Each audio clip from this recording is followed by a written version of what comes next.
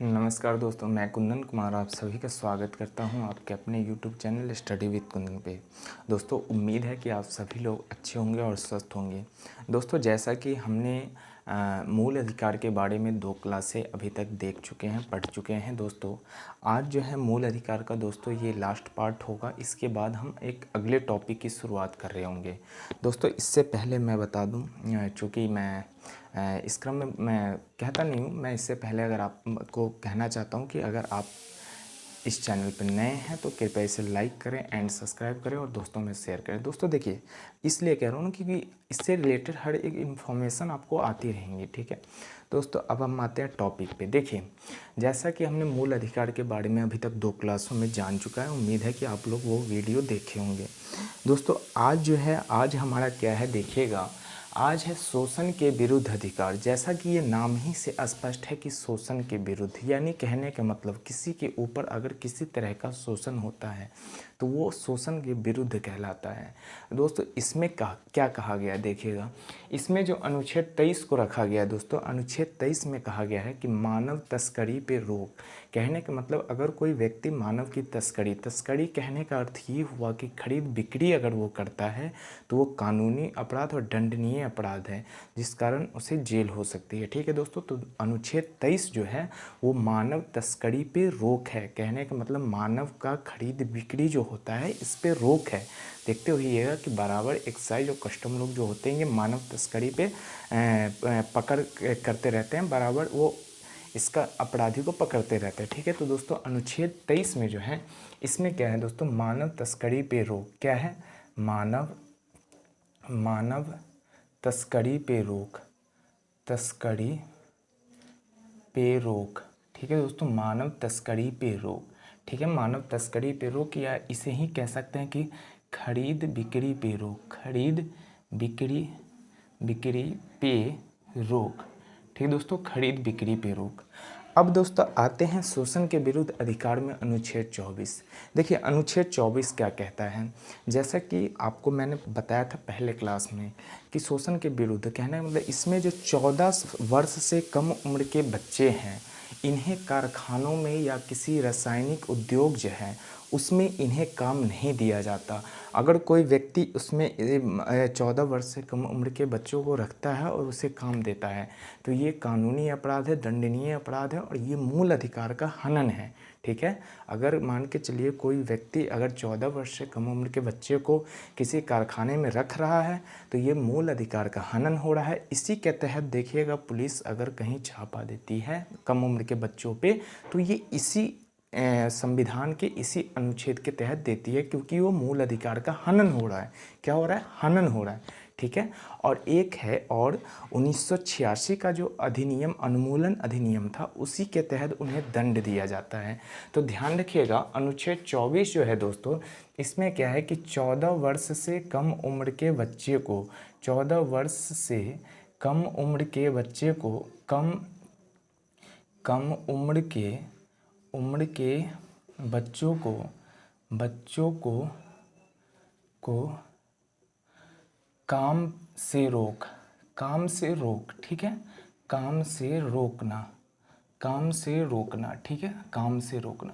देखिए, एक बार और मैं बता दूं, कहने का मतलब ये हुआ कि 14 वर्ष से कम उम्र के बच्चे अगर किसी भी जगह हो, देखते होइएगा, चाहे वो होटल, दुकान, किसी भी जगह, ज़रूरी नहीं है कि कारखाना ही, वो कहीं भी हो, अगर उसे काम पे रखा जाता है तो ये दंडनीय अपराध है। ठीक है, तो इसी अनुच्छेद 24 में है कि 14 वर्ष से कम उम्र के बच्चे को काम से रोक, कहने का मतलब वो काम नहीं कर सकता।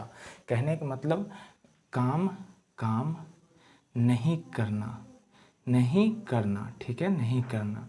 तो ध्यान में रखिएगा कि अनुच्छेद 24 में क्या है कि 14 वर्ष से कम उम्र के बच्चों को कारखानों में, दुकानों में, किसी भी तरह के जगह पे काम नहीं कराना। ठीक है, ये हो गया। अब आते हैं दोस्तों धार्मिक स्वतंत्रता। धार्मिक स्वतंत्रता, जैसा कि इसमें नाम से ही स्पष्ट है कि धार्मिक स्वतंत्रता कहने का मतलब हमारे धर्म की आज़ादी। देखिए दोस्तों, इसमें अनुच्छेद 25 में क्या कहा गया है, आप देखते होइएगा कि सिख, यानी जो पंजाबी लोग होते हैं वो किरपान धारण करते हैं। क्या धारण करते हैं? किरपान। तो ये जो उन्हें अधिकार दिया गया, ये कानूनी अपराध नहीं है, ये कानूनी दंडनीय अपराध वो नहीं कर रहे हैं, क्योंकि उन्हें अधिकार दिया गया है। किस अनुच्छेद के तहत? अनुच्छेद 25 के तहत। अनुच्छेद 25 के तहत कहा गया है कि वो किरपान धारण कर सकते हैं। तो ये जो अनुच्छेद 25 है, इसमें सिखों को किरपान धारण करने की अनुमति, सिखों को कृपान धारण करने की स्वीकृति। ठीक है, स्वीकृति। ठीक है, स्वीकृति कहने का मतलब वो कृपान धारण कर सकते हैं, ये उनका दंडनीय अपराध नहीं होगा। ठीक है, ये उन्हें मूल अधिकार दिया गया है अनुच्छेद 25 के तहत। अब आते हैं दोस्तों अनुच्छेद 19 में। इसमें क्या कहा गया है समझिएगा। इसमें कहा गया है कि एक कोई व्यक्ति, कोई समुदाय, कोई संगठन, किसी भी धर्म, किसी भी जाति का हो, अगर वो कोई धार्मिक स्थल, धार्मिक संस्था अगर स्थापित करना चाहती है तो वो कर सकती हैं। ठीक है, तो इसमें जो कही गई बातें हैं अनुच्छेद 26 में, कि इसमें कही गई है कि कोई भी संगठन, समुदाय किसी जाति धर्म का हो, वो चाहे तो कोई एक धार्मिक संस्था स्थापित कर सकती है। ठीक है, तो स्थापित कर सकती है, इसमें कही गई बातें हैं। ठीक है, तो दोस्तों इसमें कहा गया है कि सभी धर्मों को अधिकार दिया गया है। ठीक है, को अधिकार दिया गया है कि वे धार्मिक स्थल, संस्था की स्थापना कर सकते हैं। ठीक है, स्थापना कर सकते हैं। ठीक है, सकते हैं। और इसी में दोस्तों एक और बातें कही गई हैं कि अगर कोई व्यक्ति चाहे तो अपनी संपत्ति इस धार्मिक संस्था, धार्मिक स्थल में वो दान में दे सकते हैं। ठीक है, दान में वो दे सकते हैं। तो ये भी बातें जो है अनुच्छेद 26 के तहत कही गई है। किसमें दोस्तों? अनुच्छेद 26 के तहत ये बातें कही गई है, ये ध्यान में रखिएगा।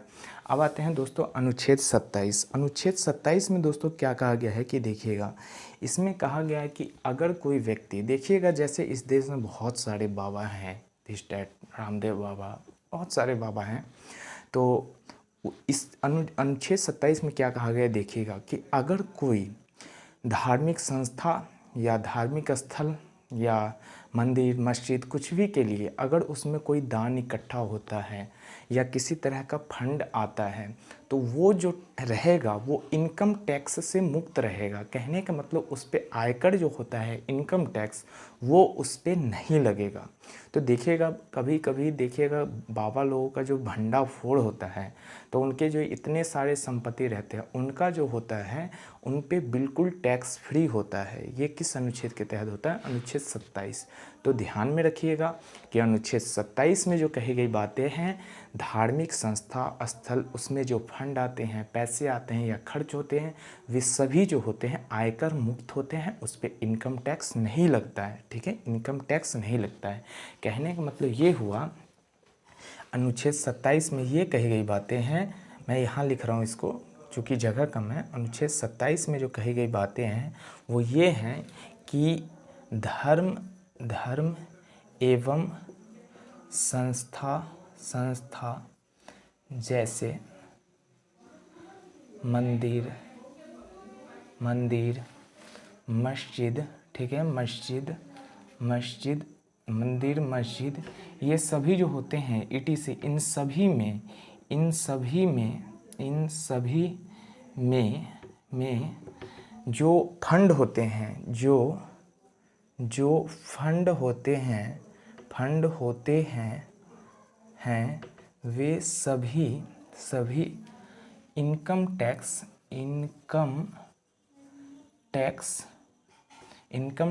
मुक्त होते हैं। कहने का मतलब ये हो गया कि इनकम टैक्स मुक्त होते हैं कि उन पे इनकम टैक्स नहीं लगता है। ठीक है, चाहे वो कितना भी बड़ा फंड हो, कितने भी रुपए कलेक्शन हो, कुछ भी हो, उसमें किसी तरह का इनकम टैक्स फंड नहीं लगता है। ये अनुच्छेद 27 में कही गई बातें हैं। ठीक है, अनुच्छेद 27 में कही गई बातें हैं, ध्यान रखिएगा। अब दोस्तों आते हैं अनुच्छेद 28 में। देखिएगा अनुच्छेद 28 में क्या कहा गया है।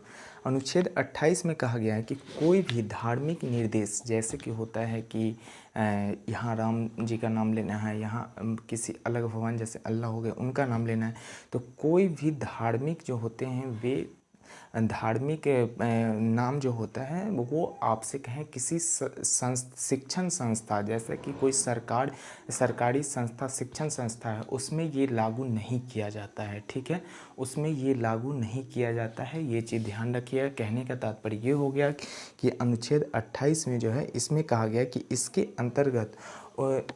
अंतर्गत किसी भी तरह का धर्म की बातें जो होता है, नाम कि ये पर्सनल इस धर्म की बातें हैं, ये इस धर्म की बातें, ये जो है शिक्षण संस्था में लागू नहीं होती है। खास करके उस शिक्षण संस्था में जो कि सरकार के द्वारा संचालित की गई हो। क्या की गई हो? सरकार के द्वारा संचालित की गई हो। ठीक है, ये चीज़ ध्यान रखिएगा कि सरकार के द्वारा संचालित की गई हो। तो दोस्तों इसमें हो जाए कि धार्मिक निर्देश जो होते हैं, धार्मिक निर्देश जो होते हैं, धार्मिक निर्देश जो होते हैं वे शिक्षण संस्थान में लागू नहीं होता है। ठीक है, लागू नहीं होता है। जो राज्य सरकार द्वारा संचालित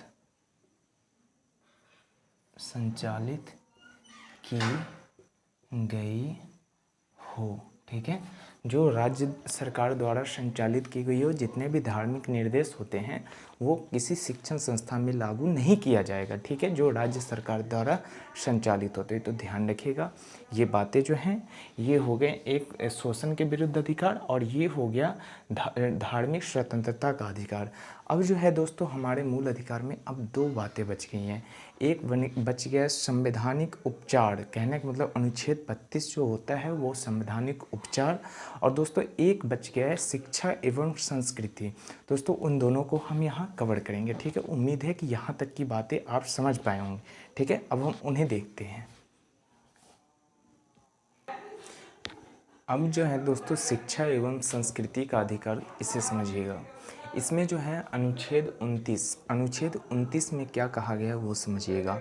अनुच्छेद 29 में जो कहा गया है दोस्तों कि भारत के किसी भी हिस्से के लोग, ठीक है, भारत के किसी भी हिस्से के लोग कोई भी भाषा, कोई भी लिपि, कोई भी संस्कृति के हों, उन्हें अपनी भाषा, अपनी संस्कृति और अपनी लिपि को सुरक्षित रखने का अधिकार है। चाहे वो कहीं भी जाके रहें, कहीं भी जाके बसें, उन्हें वो अधिकार है कि अपनी भाषा, अपनी लिपि और अपनी संस्कृति को वो सुरक्षित रखें। ठीक है, अपनी भाषा, लिपि और संस्कृति को वो सुरक्षित रखें, ये उन्हें अधिकार है। किसके तहत?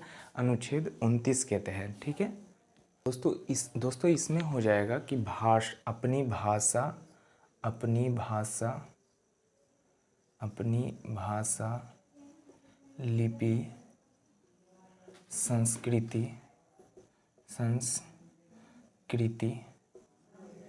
को सुरक्षित रखने का अधिकार। ठीक है, सुरक्षित रखने का अधिकार, चाहे वो किसी भी स्टेट से हो, किसी भी राज्य से हो, कोई भी भाषा बोलता हो, कोई भी संस्कृति का हो, कोई भी लिपि का हो, ये कोई मायने नहीं रखता है। उसे अपने भाषा, संस्कृति और लिपि को सुरक्षित रखने का अधिकार है। ठीक है, अधिकार है। अब आते हैं दोस्तों अनुच्छेद 30 में। इसमें क्या कहा गया है कि किसी भी जाति, जनजाति के लोग, किसी भी भाषा के लोग अपने संस्कृति के शिक्षण संस्था की स्थापना कर सकते हैं। क्या कर सकते हैं? अपने संस्कृति के शिक्षण संस्था की स्थापना कर सकते हैं, चाहे वो किसी भाषा, किसी लिपि, किसी संस्कृति की हो। ये उसमें कोई बॉन्डिंग नहीं है कि वो किस भाषा, किस लिपि, किस संप्रदाय, किस जनजाति या मतलब जाति के आते हैं, ये कोई मायने नहीं रखता। वो अपनी भाषा को, अपनी संस्कृति, अपनी संस्था को स्थापित कर सकते हैं। ठीक है दोस्तों, तो इसमें ये हो गया। देखिएगा, इसमें दोस्तों अल्पसंख्यकों को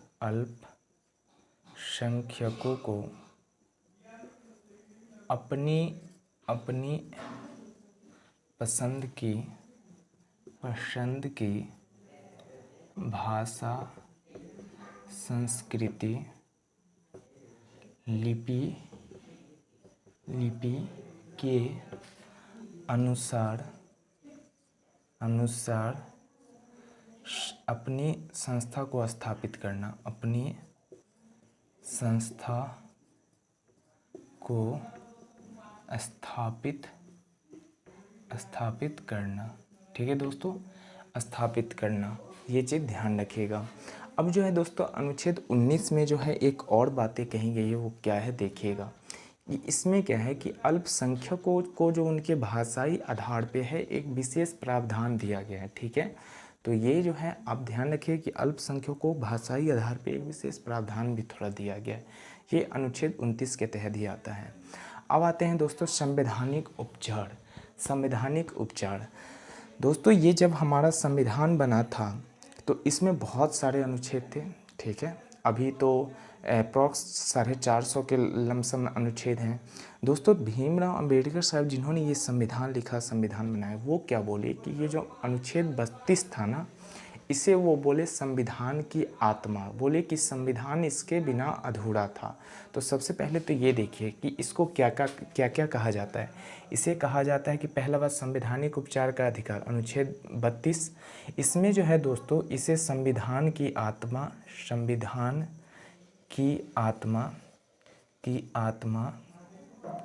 ठीक है, संवैधानिक उपचार, ठीक है दोस्तों, और भी इनको कहते हैं। अब देखिए दोस्तों इसमें होता क्या है, इसमें जो है आपको 5-6 प्रकार के रीट दिए जाते हैं, बंदी, प्रत्यक्षीकरण, प्रतिषेध, ये सब जितने भी प्रकार के रीट होते हैं वे सभी इसमें दिए गए हैं। ठीक है, और उन सभी की चर्चा बारी बारी से की गई है किसमें? अनुच्छेद 32 के तहत। ठीक है, तो ध्यान रखिएगा उतना, मतलब ये इसमें जो है अनुच्छेद 32 को खास करके पूछा जाता है कि बताइए संविधान की आत्मा किस अनुच्छेद को कहा गया है? वो कहा गया है अनुच्छेद 32 को। किसको दोस्तों? अनुच्छेद 32 को।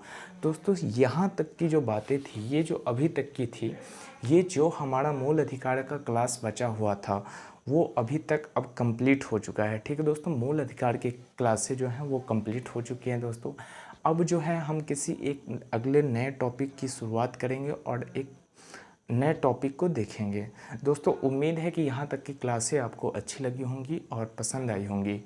और दोस्तों मैं एक बात और आप लोगों को बता दूं कि कृपया जाते जाते इस चैनल को सब्सक्राइब करते जाए ताकि कोई भी नोटिफिकेशन हो वो आपको तुरंत मिले। और दोस्तों मैं बहुत जल्द एक वीडियो बनाने वाला हूँ कि आपको इस चैनल से जुड़ने से क्या फ़ायदा है, क्या आपके लिए इसमें लाभदायक है, क्या आपको प्रॉफिट होगा, आप इसे सब्सक्राइब क्यों करेंगे और करने से आपको क्या बेनिफिट होगा। ठीक है, ये बातें मैं बहुत जल्द आप लोगों के सामने लाऊंगा। तब तक के लिए विदा लेता हूँ।